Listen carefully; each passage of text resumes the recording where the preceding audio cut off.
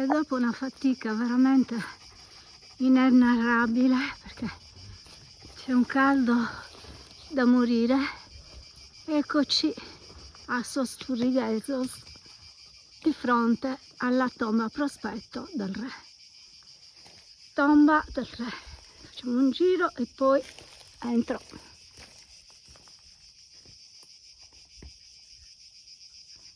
Guardate che roba è.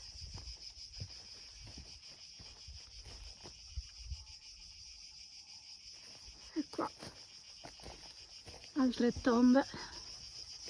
Questo posto è pazzesco. Comunque difficile da trovare, un mazzo allucinante. Ci sono le scale per salire, perfetto. Poi salgo e vi faccio vedere